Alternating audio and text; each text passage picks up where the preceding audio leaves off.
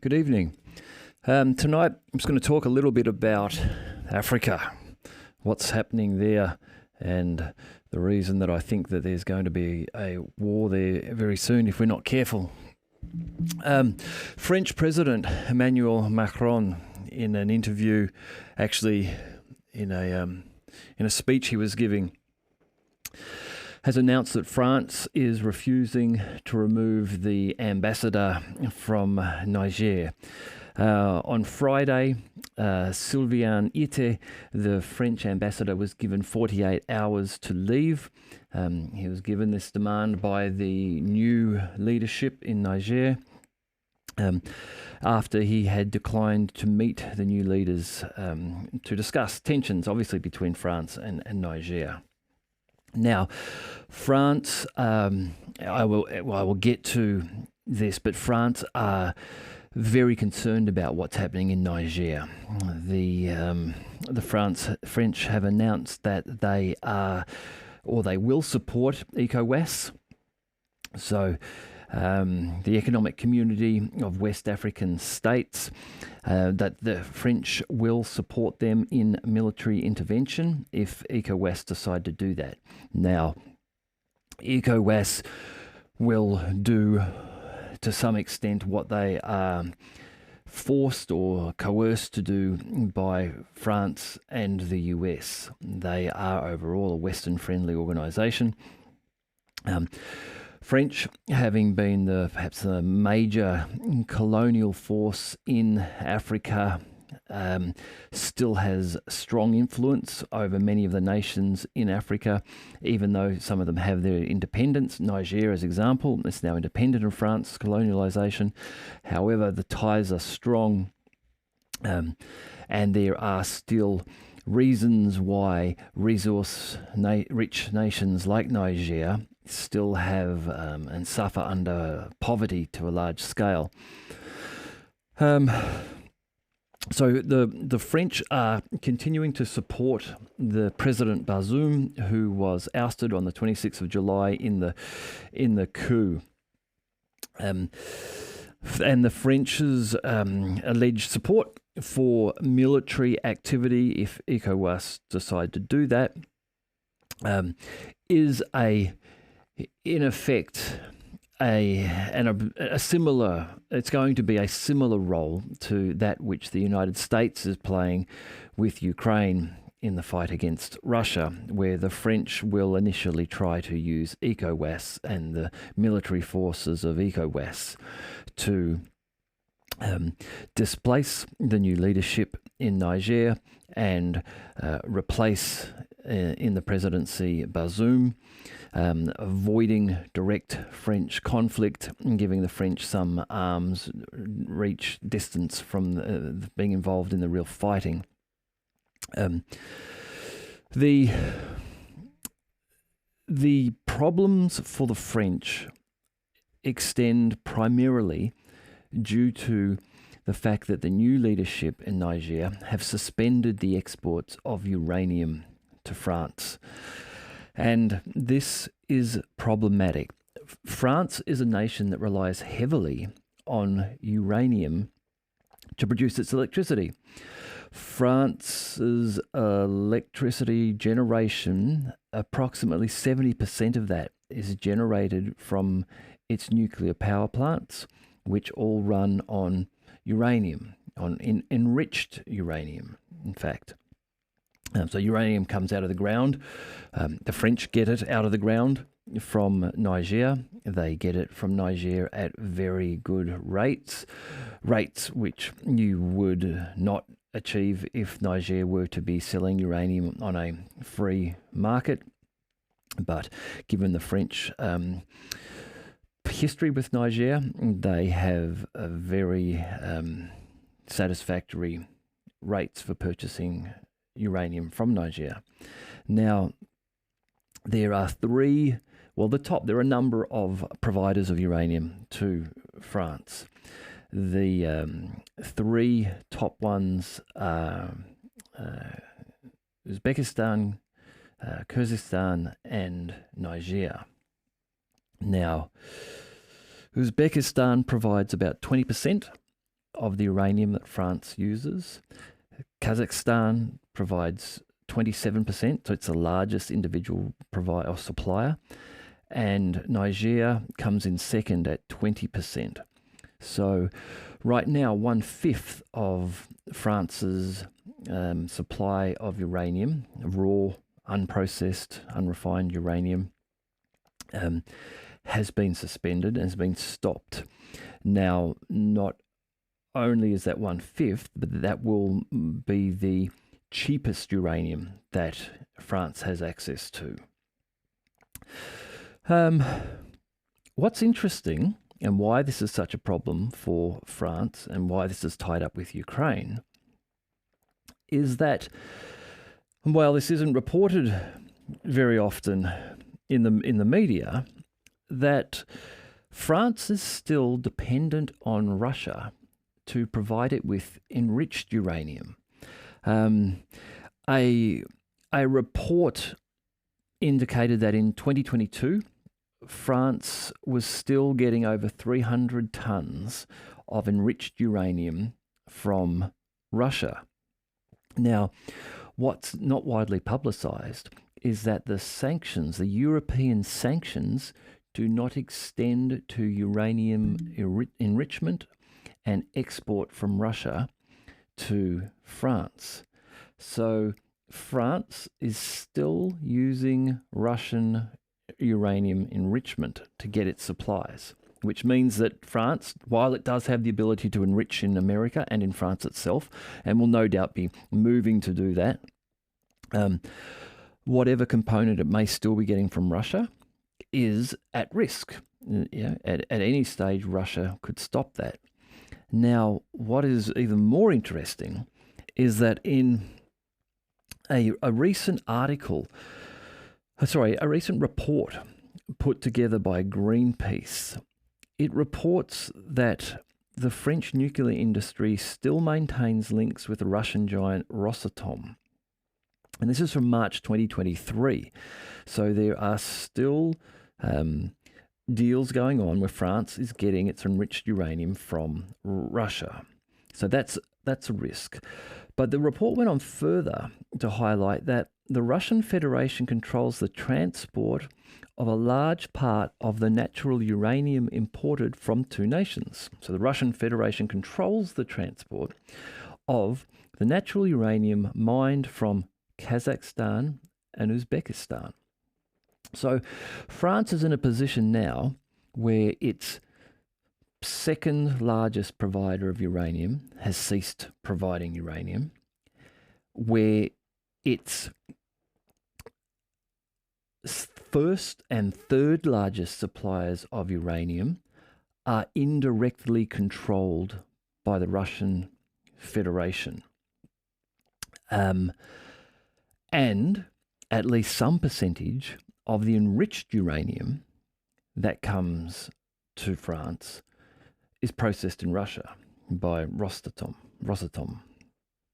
So France is in a position where right now about almost 70% of the uranium that they require to then generate almost 70% of their nation's electricity is either halted or is under indirect control of Russia. So while we've had a lot of focus on Germany and how it has lost access to Russian gas, with Nord Stream pipeline being destroyed, and the impact that that's having on the German economy, and it is just this week, German Chancellor Scholz has stated that the German government will not be able to provide subsidies to its industry or to its civilian population to pay their wintertime electricity bills. Now, last winter they did that. This winter they're saying that they can't. So this is one of those things that as a leader or a government of a nation, you cannot do. You cannot let your people starve and you cannot let your people freeze. So if the Germans start to, in the coming months, and we're approaching autumn, officially in 2 days' time, autumn in the Northern Hemisphere, or spring here in the Southern Hemisphere, which means we're 3 months away from winter in the Northern Hemisphere. So if Germans start to see increased energy prices, which it's quite likely they will, if they start to feel that pinch, then the pressure on the German government will become intense. As I mentioned the other day, the German government has become very green. They've mothballed and shut down all of their nuclear reactors. They're looking to renewable sources of the greener nature, geothermal, looking to invest in geothermal, solar and wind. However, they are also, the coalition that's in power now is starting to be troubled by the worrying signs of the AfD, the Alternative for Deutschland party. It's a conservative party, labelled in the West as being far right, but not really far right, a conservative party. They have seen last month their highest polling ever at 22% approval. So that group is growing. They are Eurosceptics. They're not a great fan of the European Union. They have spoken about reductions and questioning support for Ukraine. So this is another factor in Germany where we would expect to see in the winter time perhaps a decline in support for Ukraine. A prime minister of the Saxony region of Germany has just said that Germany should look to fix the Nord Stream pipeline. You can see that there's already pressure there to reinstate relations with Russia, to open up the cheap gas so that the nation can continue. Any developing nation needs energy to continue to grow and develop, particularly in a heavily industrialized nation like Germany. For them to be having energy problems, it's a real problem for the nation, for the economy, and for the government, and likely to have an impact upon the level of support for Ukraine going into next year or into this winter. So now going back to France. France is looking at least in Niger, using military force with backing from the US. They will definitely be doing this in conjunction with the US, because not only France that will be getting some of this uranium from Niger, gold comes out as well. And the US do not want to be seen as being weak in Africa. They are struggling to maintain good relations in many of the African states, and we see the Russians building the rapport in this area. Ethiopia has just been granted access to the BRICS organization. Now, Ethiopia is a standout nation of Africa. Ethiopia has never been under colonial rule. It is a defiant nation in Africa. For it to be admitted to BRICS, I think has some level of symbolism around it. And demonstrates that by joining BRICS, they are being defiant against the colonial tendencies of the West in the areas of Africa. So, with the US and France looking to regain access to both the uranium and gold in Niger and reinstate the Western-friendly government there, they are really continuing to demonstrate a rule by force approach. Now, Alexander Mercouris and Alex Christoforou on the Duran, again, very insightful. Alexander mentioned that, a far better approach here would be for France to simply say, okay, enough's enough. We've had a good ride. Fair enough. You're a developing nation. You know what? We're not going to go in there and militarily boot you out. We're going to work with you. Give it some time, let you settle down, maybe even help you settle down. And then, more than likely, the new leadership in Niger would use their established trading partners and resume trade with France. Yes, the cost of uranium would go up, but you would still have a steady supply of uranium from Niger, and that would then mitigate the risk that you have with your first and third largest suppliers being under indirect Russian control. The whole area of Africa is becoming embroiled with what's happening in Europe. We've got the Wagner forces in Mali.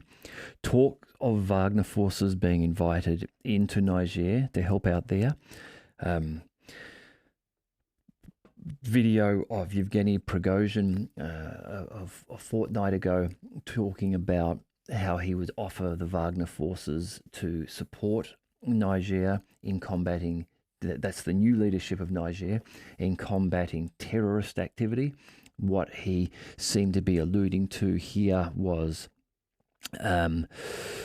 some of the smaller factions in the area that were now being released from prisons by some French sources to become troublemakers, terrorists. I think Prigozhin was also probably alluding to the American forces and the French forces in the country, about 1,500 of each in a couple of bases. Just a little, while mentioning, just a little sidestep on Prigozhin, but there is also still Russian control over Wagner. So while Wagner was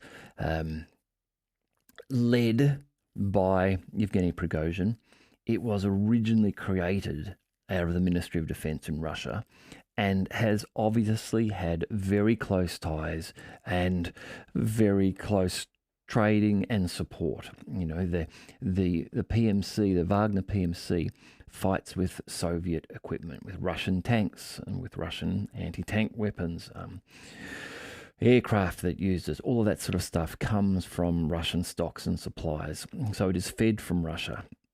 Now, just on the topic of Yevgeny and what's happened there with his plane and his possible death, from The Guardian there was some reporting. This is interesting. The Guardian newspaper states, there was one huge caveat to the early reporting of Yevgeny Prigozhin's plane crash, wrote Keir Giles, a senior consulting fellow on the Russia and Eurasia program at Chatham House. It's been announced that a passenger by the name of Yevgeny Prigozhin was on board, but it is also known that multiple individuals have changed their name to Yevgeny Prigozhin as part of his efforts to obfuscate his travels. So until we know for certain that it's the right Prigozhin, let's not be surprised if he pops up shortly in a new video from Africa. So interesting. I wasn't aware of the fact that allegedly Yevgeny has had a number of people change their name to be his, so as to do things to enable him to be able to confuse and deceive where he might be. There's also mystery of the alleged second Wagner jet that was in the air at the time. Now, when the plane crashed, there was reports that there was a second Wagner jet, that jet returned to Moscow and landed at Moscow. Initially, there were questions about who was on that jet. What happened to them? There's a video footage of them getting off that jet. Was Prigozhin on that jet? Because again, there were reports in the early days that he would fly with two jets, and he would, not be certain as to which plane he was on. So that the passenger manifest might say he was on plane A, when in fact he would be flying on plane B. So, to my knowledge, this far, there still hasn't been an update as to who got off that second plane or any video confirmation of who it was. Thirdly, just have to remember while on this topic that this isn't the first time that Yevgeny Prigozhin has reportedly been killed in a plane crash. In 2019, Congo, he was reported as having been killed in a plane crash. and then about 3 days later, he reappeared. So again, I'm not saying that's what's going to happen now, but he's certainly got some history of deception. So I would not be surprised if this isn't the last that we see of Yevgeny Prigozhin. But anyhow, just going back to that point that Wagner are there in Africa, and if you've seen some of the support for the new leadership in Niger, they've been waving Russian flags everywhere. They see Russia as the most trustworthy other nation. They see France as being near the bottom, and the UK as being just completely untrustworthy. But Russia, by a mile, something like 70% people trust Russia. Their total was higher than all the other nations surveyed put together. In this video too, there were even pictures of people printing out on A4 sheets of paper Wagner logos, because they couldn't buy Wagner flags, and so they were printing out these logos. So there's support in this area for a Russian established, and I would suggest still controlled, PMC, who has forces already in the ground next door. We saw that Prigozhin moved directly from Belarus to Africa. So Russia is establishing at least some forward operating capability in terms of Wagner. This will be a concern to the French and to the Americans, and could see conflict erupting in Niger that again is opposing Russia against Western forces. Now, Russia has agreements with other nations. Russia has some bases in Africa. The Americans do too. The French do as well. There's growing support for Russia in this region, and its capability to travel and get resources down there if a conflict does begin, I think, is also growing. On a slightly different but sort of related to that topic, Russia has just sent its first rail shipments to Saudi Arabia. So Russia has sent its first north-south freight train through Kazakhstan, then Turkmenistan, and into Iran to the port of Bandar Abbas, and then from that port shipped to the port of Jeddah. So in Saudi Arabia. Previously, that freight was shipped from St. Petersburg round to the Persian Gulf. But now this route exists as a more secure land route. So instead of it all being sent out by boat, it travels down now south over land and into Iran. Now, this has only become possible recently due to the Chinese-mediated rapprochement between Saudi Arabia and Iran. So Riyadh and Tehran, after 7 years of cutting diplomatic ties, have re-established them. Are beginning to work more closely together, and this is they're all becoming more friendly with Russia at this stage. We look at Saudi Arabia now. It's discussing with China in entering into a deal with China to have China to build a nuclear power plant in Saudi Arabia. Saudi Arabia has been struggling with the US to receive support from the US to develop its nascent nuclear energy sector. There have reportedly been a lot of restrictions on what Saudi Arabia would be able to do with its byproducts from a nuclear generation program. It is reported that China is unlikely to impose the same sort of requirements. So this could, and I would suggest quite possibly may, lead to Saudi Arabia's nuclear energy industry moving from what the US would have expected to have been a US-designed, influenced and controlled one to now being a freer Saudi Arabian controlled one, designed and influenced by the Chinese.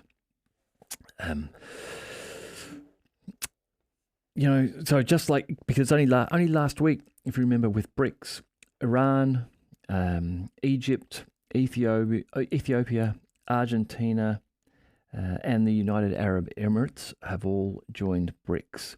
So all of these nations now are pulling away from the West, are aligning together, are seeing each other more as equals in trading partnerships rather than hierarchical trading partnerships. They're talking about BRICS being a flat organizational model. So it's not that you will have one entity at the top, China, dictating to everyone in there. The plan is for it to be established to adopt a flatter model. Well, each nation will be able to trade with each other and determine their own terms with one another. We're already seeing a large move away from the use of the dollar for trading between BRICS nations already. Russia accepting rupee for oil, looking to, or starting to pay for goods in Chinese RMB. The BRICS nations themselves looking to establish a currency to enable inter-block member trading. That currency, unlike the euro, won't be a replacement for the sovereign states' currencies. It will be a currency not used by the general public for trading. It will be a currency used for national level deals, the purchasing of oil and goods and large shipments and those sort of things. So it will become one BRICS currency accepted by all nations, but used in that manner, not something that would be like the euro, which will filter down to the back pocket of all of the citizens and be used in that way. Okay, look, just a little bit of a chat about what could be happening, what might be going on in Africa with the French, but definitely escalation happening there with Macron announcing that the French will support ECOWAS in military intervention into Niger. So let's keep an eye on this one.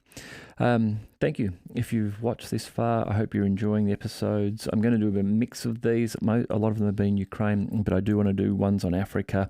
I'm also going to do probably some more on Kosovo and Serbia if that starts to heat up anymore. Hey, if you've enjoyed this, please subscribe, and I look forward to talking to you soon.